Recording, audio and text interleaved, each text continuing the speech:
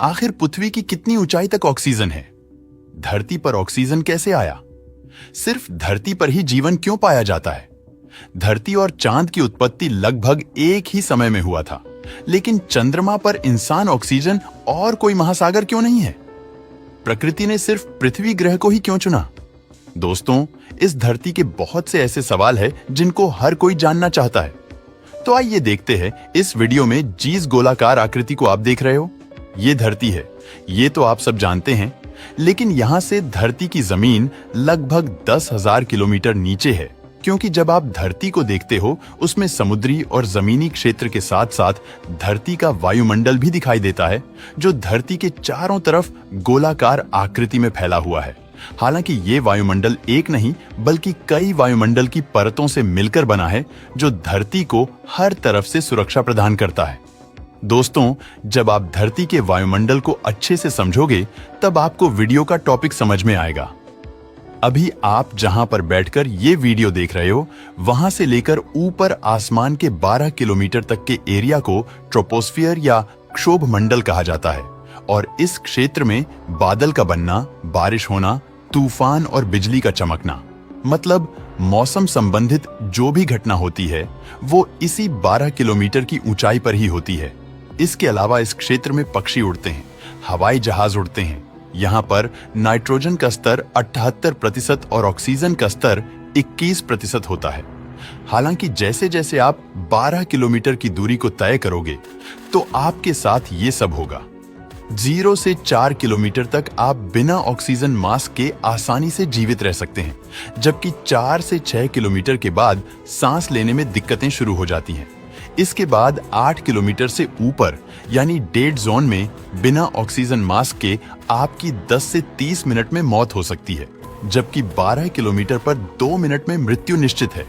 इसका सबसे बड़ा कारण है कि जैसे जैसे आप ऊपर जाओगे, हवा का दबाव वैसे वैसे कम होता जाएगा, और जब हवा पतली हो जाएगी तो आपको बेहद कम ऑक्सीजन मिल पाएगा और तापमान घटकर -57 डिग्री सेल्सियस तक हो जाता है। और तापमान गिरने की वजह से ऑक्सीजन मिलने में और कठिनाई होती है।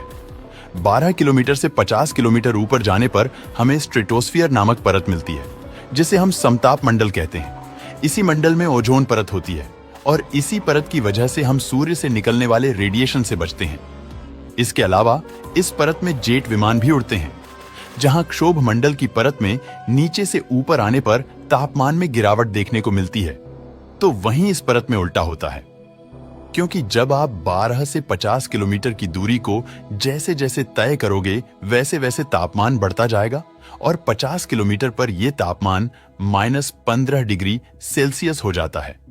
वैसे तो समताप मंडल में भी ऑक्सीजन की मात्रा लगभग 21% होती है, लेकिन यहाँ हवा पतली और कम घनत्व वाली होती है, तो यहाँ पर आपको ऑक्सीजन मास्क के साथ साथ स्पेस सूट भी पहनना होगा, क्योंकि हमें सूर्य के रेडिएशन से भी तो बचना है। जब आप 50 से 85 किलोमीटर ऊपर जाते हैं, तो आपको मेसोस्फियर यानी मध्यमंडल देखने को मिलेगा।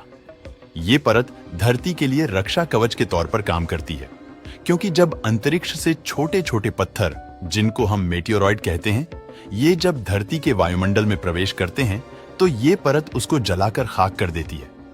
आपने कभी कभी आसमान में इस तरह की रोशनी को देखा होगा। ये यही मेटियोरॉइड होते हैं, और इस परत का तापमान -90 डिग्री सेल्सियस तक गिर जाता है। इस मंडल में ऑक्सीजन का स्तर तो 21% होता है, लेकिन हवा बेहद ही पतली होती है, जिससे आप बिना ऑक्सीजन मास्क के 1 मिनट भी जिंदा नहीं रह पाओगे। इसके अलावा बिना स्पेस सूट के यहाँ वायु दबाव इतना कम होता है कि इंसान का खून उबल सकता है। जब आप 85 किलोमीटर से 600 किलोमीटर ऊपर जाते हैं, तो आपको थर्मोस्फियर यानी ताप मंडल देखने को मिलता है। यह एक अत्यधिक गर्म, ऊर्जावान और रहस्यमयी परत है, जहां कई महत्वपूर्ण घटनाएं घटती हैं। थर्मोस्फियर में सूरज की पराबैंगनी किरणें और एक्स-रे किरणें सीधे हवा के अणुओं से टकराती हैं। इस वजह से यहाँ का तापमान 1500 डिग्री सेल्सियस से 2500 डिग्री सेल्सियस तक पहुंच जाता है। लेकिन चौंकाने वाली बात यह है कि अगर हम यहाँ खड़े हों, तो हमें यह गर्मी महसूस नहीं होगी, क्योंकि यहाँ हवा इतनी पतली होती है कि गर्मी ट्रांसफर नहीं हो पाती। यहाँ पर भी ऑक्सीजन की मात्रा 21% ही होती है, लेकिन हवा का दबाव बेहद ही कम होता है, जिससे ऑक्सीजन के कण दूर दूर होते हैं। बिना ऑक्सीजन मास्क के आप यहाँ 1 मिनट भी जिंदा नहीं रह सकते। हाँ, स्पेस सूट पहनकर कुछ समय तक आप जिंदा रह सकते हैं, लेकिन तभी तक जब तक कोई सैटेलाइट और स्पेस स्टेशन आपसे ना टकराए। मुख्य रूप से धरती के 100 किलोमीटर से ऊपर जाने पर उसे अंतरिक्ष की शुरुआत कहा जाता है। और यहाँ पर इंटरनेशनल स्पेस स्टेशन उड़ रहा है। जब हम 600 किलोमीटर से 10,000 किलोमीटर तक ऊपर जाते हैं तो हमें धरती के वायुमंडल की सबसे लास्ट परत देखने को मिलती है, जिसे एक्सोस्फीयर यानी बाहरी मंडल के नाम से जाना जाता है। इस परत के जैसे जैसे आप ऊपर जाओगे, आपको धरती की ग्रेविटी कमजोर होती दिखेगी। मतलब अंतरिक्ष और धरती के बीच की ये अकेली परत है जो बेहद पतली है। यहाँ पर ऑक्सीजन नाम मात्र का होता है और तापमान बेहद ज्यादा है।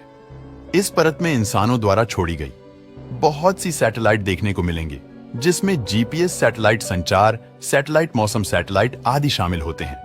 यानी 10,000 किलोमीटर से जब आप ऊपर जाओगे तो धरती की कोई भी परत आपको दिखाई नहीं देगी, लेकिन धरती का गुरुत्वाकर्षण बल कई लाख किलोमीटर दूर तक फैला हुआ है।